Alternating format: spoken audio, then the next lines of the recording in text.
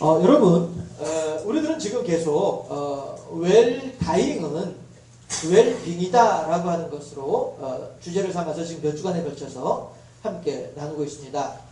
오늘이 이제 마지막 시간으로 하려고 합니다. 본래 제 계획으로는 이제 다음 주에 유언장까지 이렇게 작성하고 묘비명 작성하고 하는 것까지 같이 한번 해보려고 했는데요. 네. 유언장 작성하는가 묘비명을 작성한다든가 하는 그런 내용들은 사실 너무 좀 이렇게 충격적일 수도 있고 해서 거기까지는 하지 않고 오늘까지라서 이제 마무리하려고 합니다. 죄송합니다. 이게 한번 날씨가 흐리게 되면 이제 잡혔네요. 오늘 본문은 어떤 내용이냐면요, 다윗이 자기 아들 솔로몬을 왕 위에 앉혔어요. 그리고 이제 솔로몬은 이제 왕이 되었고 아버지 다윗은 이제 죽음에 임한 그런 상황이 있죠. 그래서 죽기 전에 다윗이 솔로몬에게 유언하는 내용이 오늘 본문의 내용입니다.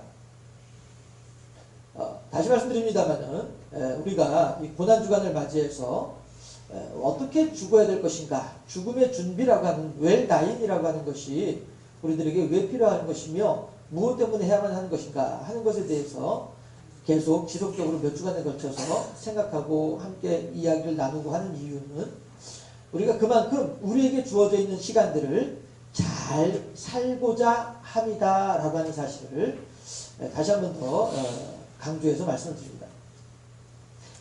오늘 사전동의라고 제목을 정해놨습니다만은 우리가 죽기 전에 이런 여러 가지 내용들에 대해서 세세하게 정리해 놓아야만 할 이유가 있는데, 왜냐하면 이따가도 이제 그런 내용이 함께 또 한 번 더 이제 반복해서 나오겠습니다만은 내가 가고 난 이후에 남아있는 후손들이 보다 더 혼란을 줄이기 위함이에요.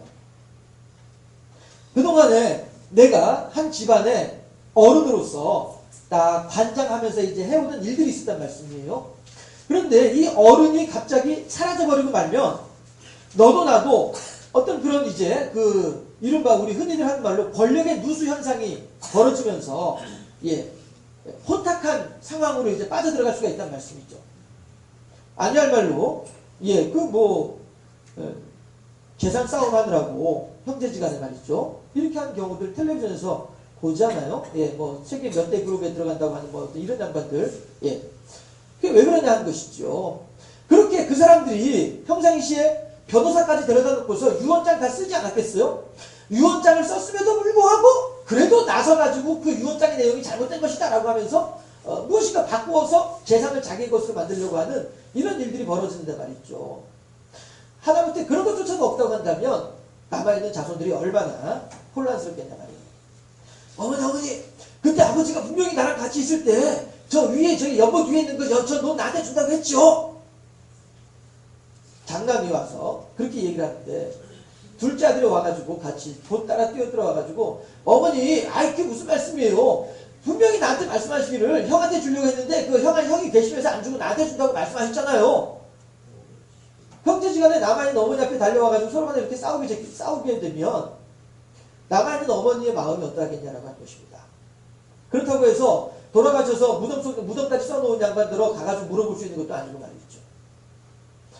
우리들이 이 사전동의라고 하는 이름으로 우리들의 뒤처리를 잘 해야만 하는 명확하고도 명쾌하게 서로 간에 조율을 잘해서 해야만 하는 이유가 여기 있다는 것입니다.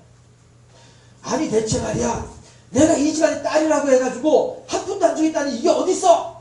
당신네들 말이야, 오빠들 아무리 남자들 있다 할지라도 아버지가 나를 얼마나 사랑했는데 큰 오빠보다도 나를 더 사랑했다니까. 그런데 내가 유산을 한 번도 못 받다니 될 말이야. 땅은 맞는 말이긴 하지만 말이죠. 이런 문제들이 왜 생기냐 하는 거예요. 가시면서 그런 걸 정리를 안 해놓다 보니까 이런 일들이 생긴다는 것이죠. 제가 한번 말씀드렸던 것처럼 제가 어렸을 때 저희 할아버지 유품을 정리하는데 할아버지 서랍 속에서 수첩이 나오더란 말이에요. 수첩. 그런데 그런데 몇월 며칠 어디까지만 나와 있는 거예요. 그래서 제가 그걸 보면서 아하, 그때 제 4학년 때였거든요. 국내에서 4학년 때.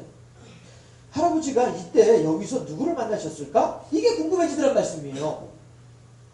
이거는 자그마한 일이죠. 예, 그거 뭐 그렇게 중요한 일 아니기 때문에 자그마한 일이죠. 하지만 어른으로서 이 세상의 마지막에 당신이 어떠한 내용으로, 어떠한 모습으로, 어떠한 마음으로 살아왔던가 하는 것들에 대해서 이렇게 후손들에게 알려주는 것 또한 어떤 그런 그 집안에, 그 가문에, 예, 또 선한 영향을 끼치는 그런 모습이 아니겠냐 하는 것입니다. 사정동이라고 하는 제목으로 우리가, 예, 죽음의 준비를 다시 한번 생각해 보기로 합니다. 오늘 본문에서 다윗은요, 세 사람을 이야기를 하죠. 우선, 첫 번째 요압 장군을, 요압을 내어버려 두지 말아라. 수루야의 아들 요압이라고 했지만은요, 다윗으로 말하면은 조카예요, 요압이. 수루야가 다윗의 세 번째가 형이거든요. 예. 그러니까 형의 아들이니까 다윗의 입장에서 자기 조카예요. 자기 조카임에도 불구하고 이 조카가 그 나라의 군대 장관이 됐어요. 군대 장관이 되어져 가지고 자기의 주인이자 임금이자 삼촌이자 작은아버지인 자기의 명령권자인 다윗의 명령이 없었음에도 불구하고 요압이 자기의 힘, 그 다음에 자기의 어떤 기고만장함, 자기의 무술 실력 이런 것만 가지고서 아마샤하고 아브넬이라고 하는 두 사람을 전투 중에 죽인 것도 아니고 그냥 살해를 했단 말이에요. 살인을 했단 말이에요. 그런데 그 살인을 하는 것이 달래 살인을 하는 것이 아니라 자기의 삼촌이기도 하고 작은아버지이기도 하고 자기의 임금이기도 한 자기의 주인이기도 한 다윗의 권위에 도전하는 것이었단 말이에요. 그러면 보세요. 요압은 이미 나이도 많고 사회적인 그 어떤 지명도도 있고 군대 장관으로서 다윗 군대의 장관으로서 예, 어떤 그런 힘이 있단 말이에요. 파워가 있단 말이에요. 그를 따르는 세력들도 많이 있고 말이죠.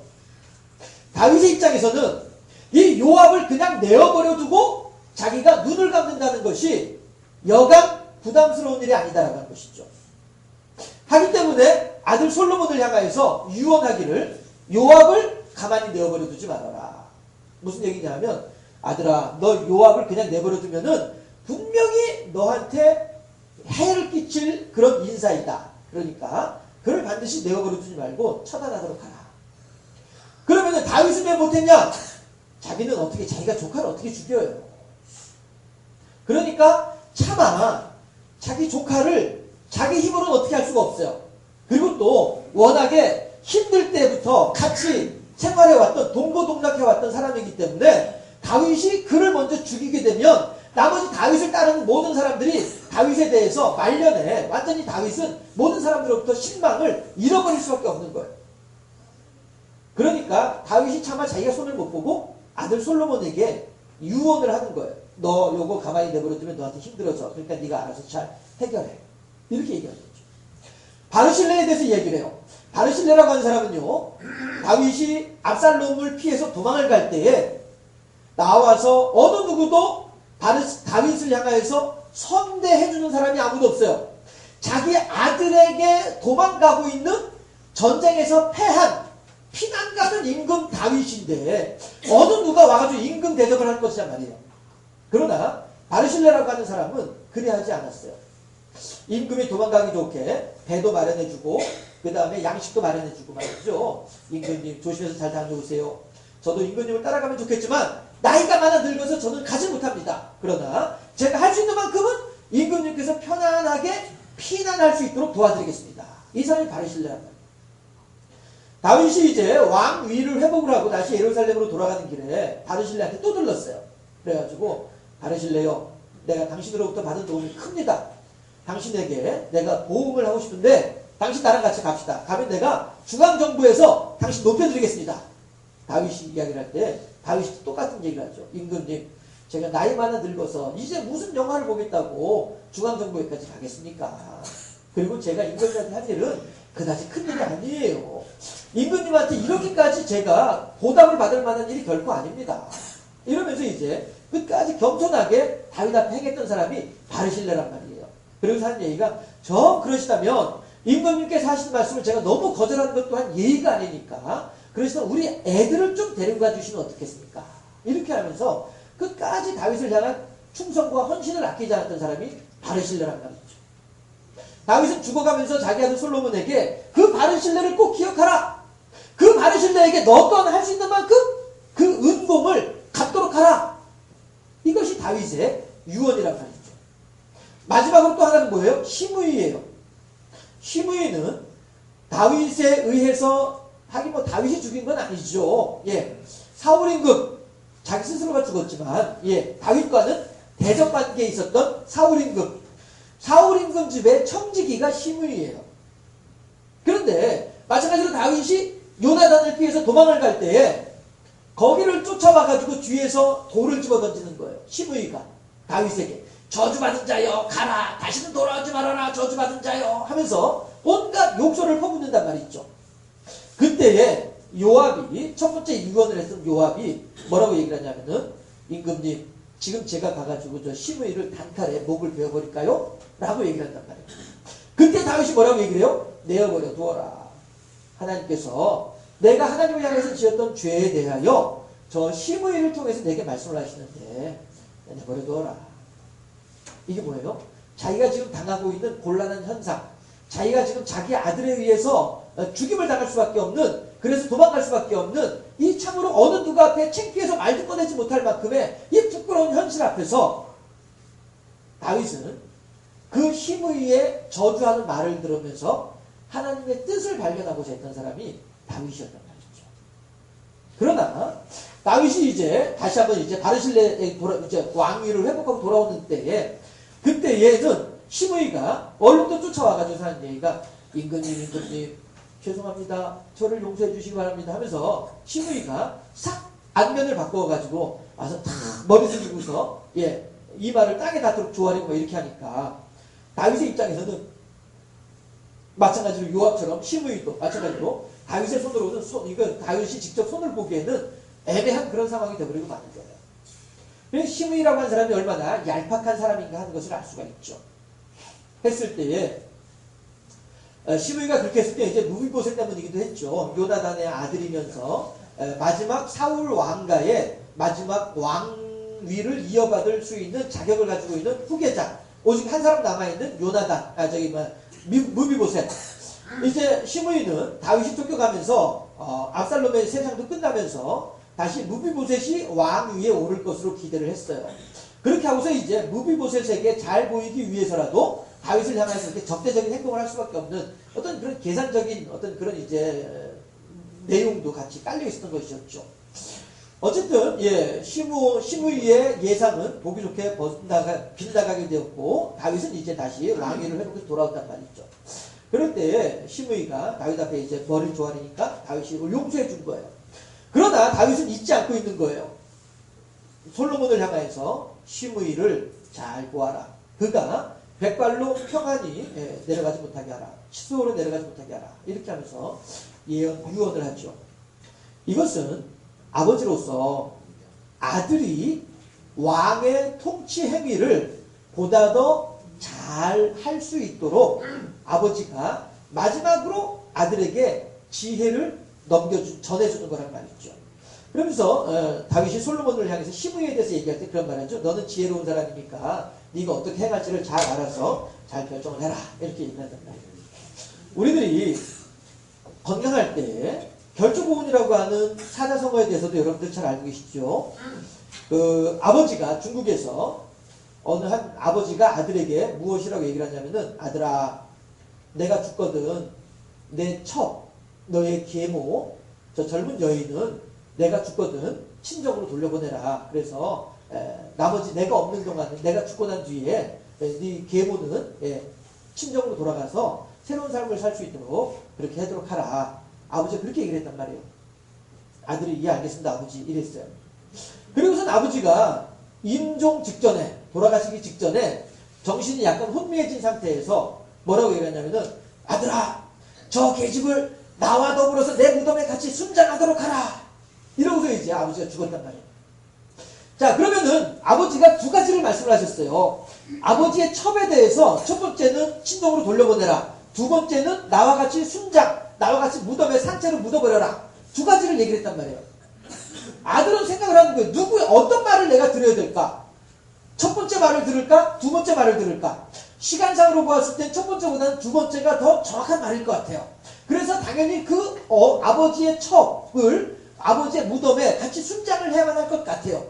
그런데 아들은 뭐라고 생각을 했냐면은 시간상으로는 그렇지만 아버지의 본심은 어떠했을까? 아들은 그걸 생각을 하는 거예요. 아, 그래. 우리 아버지는 이 첩을 내 계보이지만 이 첩을 아버지는 참 많이 사랑하셨어. 그래서 아버지가 돌아가시고 난 뒤에도 이 여인이 행복하게 살기를 바라신 분이 아버지였어. 그렇다 한다면 아버지는 이 여인이 당신이 돌아가시면서 순장하라고 하셨지만은 그것은 아버지가 정신없어서 했던 말이 분명해. 아버지가 정신이 맑았을 때 했던 그 말이 정확한 아버지의 유언이야. 아들이 그렇게 생각한 거예요. 그러고서 이 계모를 순장시키는 것이 아니라 친정으로 돌려보냈단 말이에요. 그러고 난 뒤에 이 아들이 나라의 부름을 받아서 장군이 되어서 전쟁터에 나갔단 말이에요. 한 부대 지휘관이 돼서 전쟁터에 나갔단 말이에요. 그런데 이 전쟁은 도저히 이길 수 있는 전쟁이 아니었어요. 그런데 그 다음날 정작 전투가 시작되고 나니까 어떻게 되냐면은 적군의 말들이 막 뛰어오다가 다들 넘어지는 거예요. 적군의 말들이 뛰어오다가 넘어지는 거예요. 그렇게 하고 나니까 이제 우리 군대가 그 넘어져가지고 닫혀있는 군사들 쫓아가지고 칼싸움하는 거는 아무런 문제가 아니잖아요. 그래서 대승을 이루게 되는 거예요. 도저히 이길 수 없는 전쟁이었는데 이겼더라. 어떻게 된 일인가 하고서 가만히 살펴보니까 풀들이 중간중간에 묶여져 있는 거예요. 별초. 풀들이 묶여져 있는 거예요. 이게 웬일이지? 하고 난 뒤에 어쨌든 이제 궁금하다 하면서도 이제 집에 와서 이제 잤어요. 밤에 잠을 자는데 웬 할아버지 한 분이 득하니 나타나가지고 큰절을 하는 거예요. 꿈에. 중국의 이야기니까요. 예. 야, 감안하시고 들으세요. 예. 중국에서 있었던 일이니까. 그냥 옛날 전에 내려온 이야기니까. 할아버지 한 분이 나와가지고서는 절을 하는데 이 아들이 장군이 벌떡 일어나가지고 아유 왜 이러십니까 어르신 그랬더니 나는 당신이 친정으로 돌려보낸 그 첩, 그 여인의 아버지다라고 해서 당신 아버지의 유언을 따라서 내 딸을 순장시키지 않고 당신 아버지의 유언을 따라서 내 딸을 친정으로 돌려보내 주어서 그게 고마워가지고 내 귀신이 되어서라도 와서 그 풀들을 묶어가지고 당신이 전쟁에서 이길 수 있도록 했더라. 이렇게 얘기를 하더라고요. 이게 결조보온이라고 하는 말에 얽혀져 있는 이야기입니다만은 저는 이 사자성어에서 그저 그렇게 은혜를 갚는다라고 하는 거기에 주목을 하는 것이 아니라 남아있는 후손으로서 어른의 돌아가신 이의 뜻을 유지를 어떻게 받들어야 될 것인가 이거에 대해서 우리가 생각해 보기 위해서 한 번 더 제가 결조보온이라고 하는 사자성어를 소개를 해드린 것입니다. 결국 우리들은요 어른들이 살아계실 때에 분명한 의사표현을 해야 될 필요가 있고요. 또 그 의사표현에 대해서 순종할 필요가 있다는 것이죠. 해서 이 사전의료의향서라고 하는 집사님 좀 해주셔야 될 것 같아요.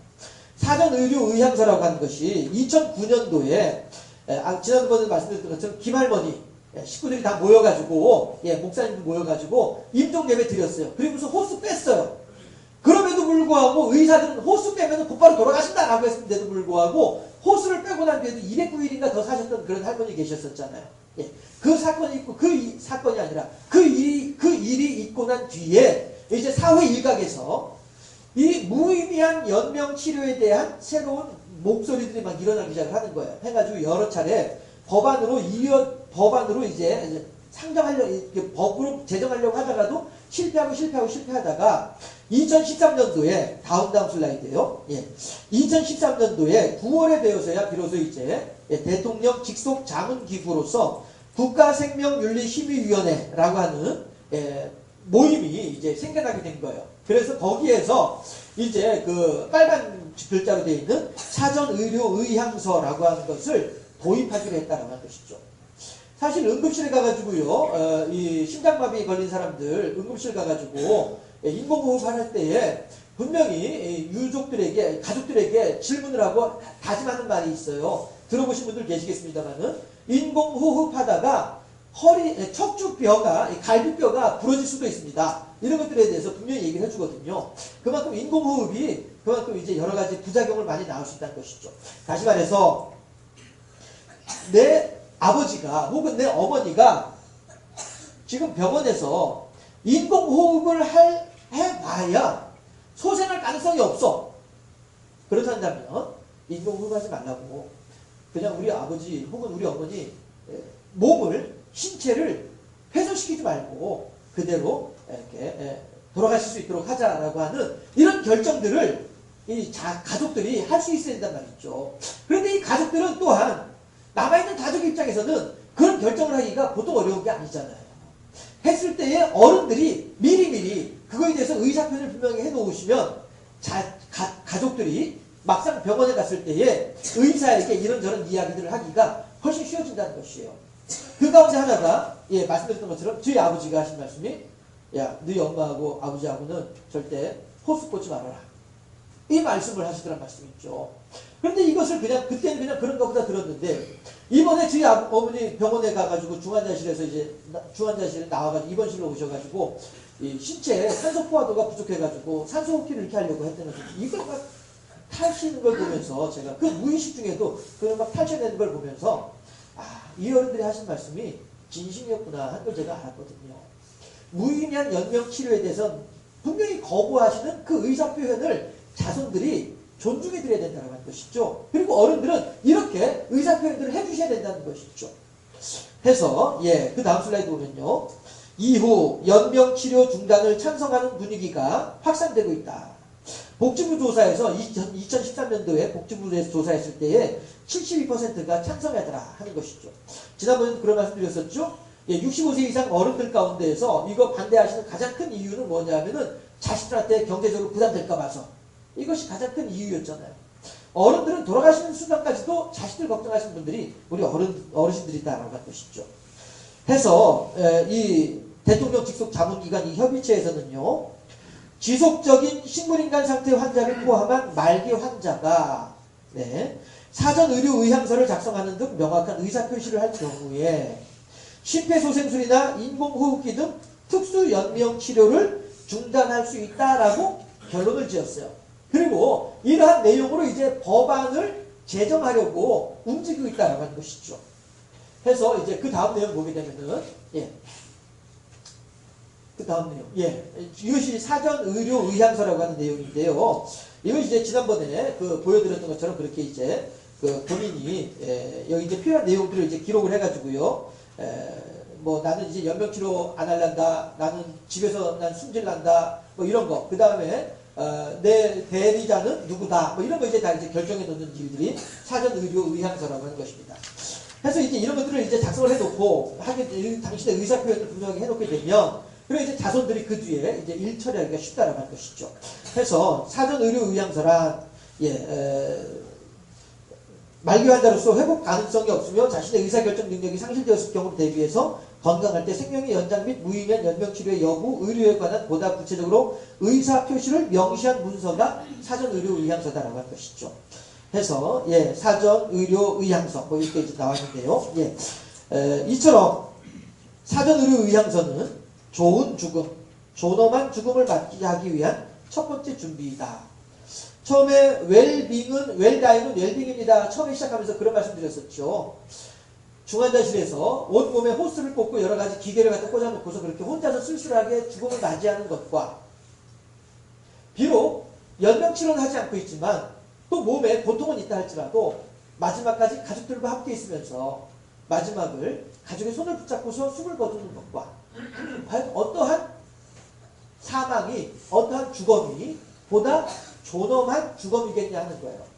어떤 것이 보다 더 의미로운 생의 마지막이 되겠냐라고 하는 것이죠.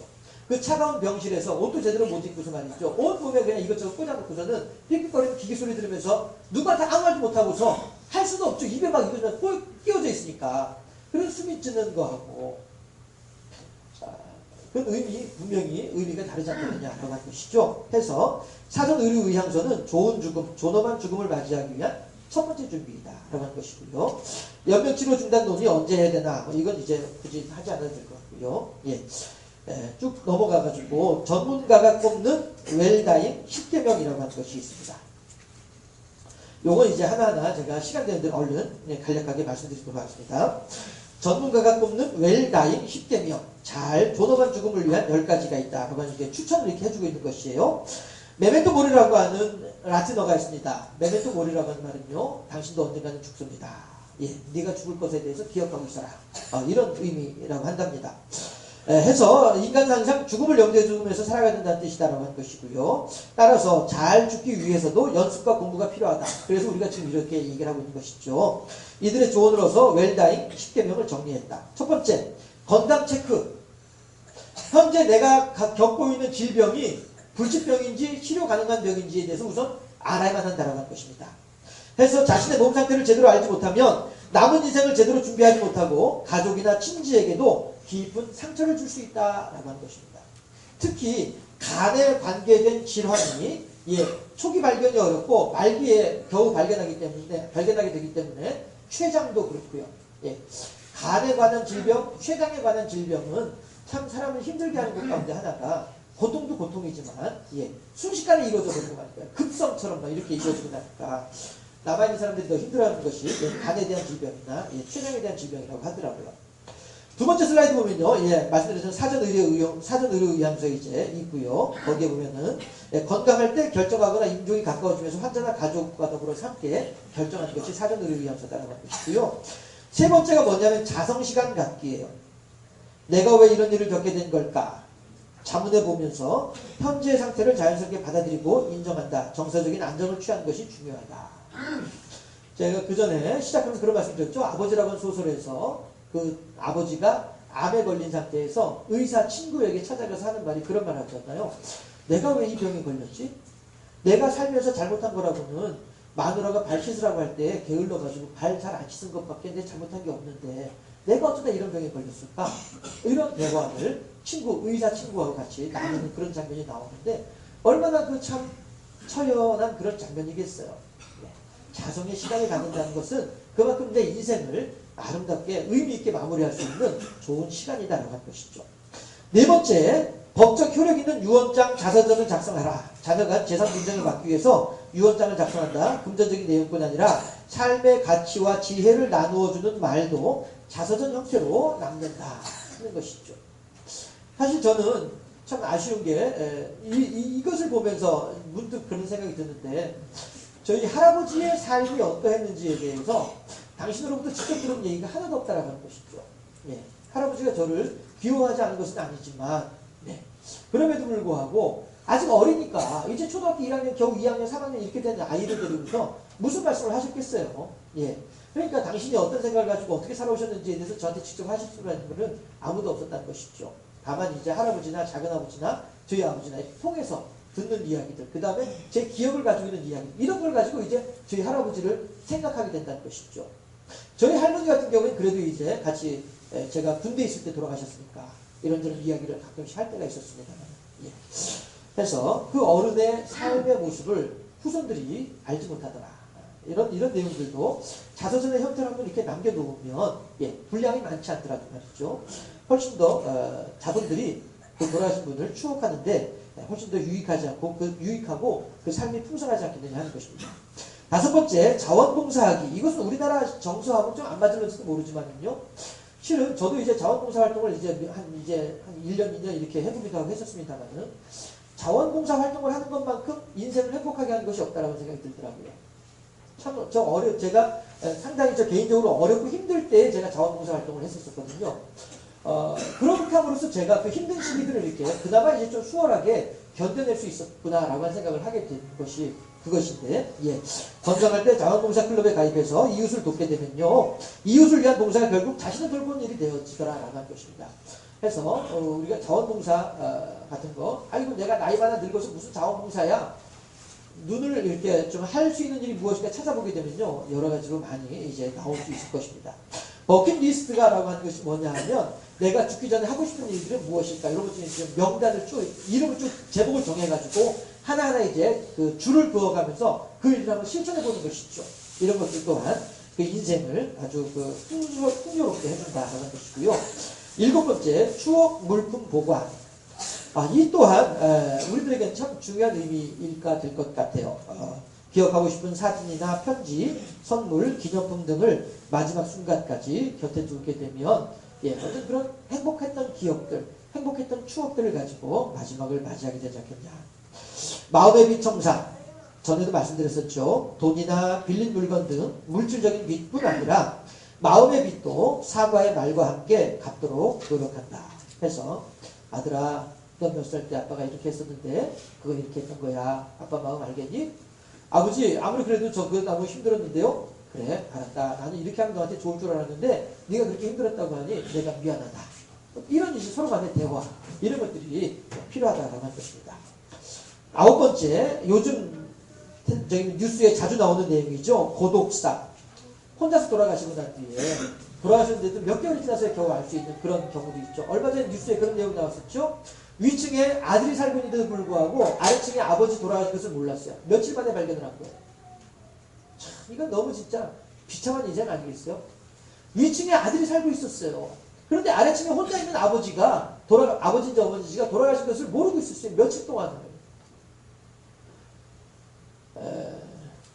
그 두 사람의 관계가 얼마나 힘들고 어려운 관계였을까 하는 것도 생각해 보게 되고요. 가시는 분은 또한 마지막 숨지시면서 얼마나 그 가슴 속에 어떤 그런 그 회한의 마음을 가지고 돌아가셨겠는가 하는 거예요. 또 남아있는 자식도 돌아가신 분을 생각을 할 때 얼마나 그 후회스럽고 얼마나 비통한 마음이겠냐 하는 것이죠. 나는 내 부모님이 돌아가신 것을 며칠이 지나도 몰랐던 그런 불효자로구나라고 하는 어떤 그런 자책감이 얼마나 본인을 힘들게 하겠느냐라고 하는 것입니다. 해서 고독사 예방을 위해서라도 우리가 어떤 그런 관계들을 회복을 하고 말이죠. 어떤 이런 연락 방법들도 좀 마련을 해놓고 말입니다. 이런 것들이 필요하겠다 하는 것이고요. 장래 계획 세우기, 10번째 장래 계획 세우기인데, 이건 지금 일본에서도 실제 이런 일들이 이루어지고 있어요. 해서 일본에서 얼마 전에 뉴스에서 봤는데요. 직접 장의사를 찾아가가지고요. 나는 관은 요거로 해주시고요. 수의는 요거로 해주시고, 그 다음에 화장은 여기서 하고, 그 다음에 내 유골은 여기서 뿌리도록 하세요. 이런 것들이 다 이렇게 하는 거예요. 그 다음에 내 장례식에, 초상 장례식에 초대할 사람들은 이 사람들이니까 이 사람들에게 내가 죽고 나면 이 사람들한테 연락해 주시고, 이런 내용들을 다 미리 정해놓는 이런 일들이 일본에서 지금 이루어지고 있더라고요. 장례 계획 세우기예요.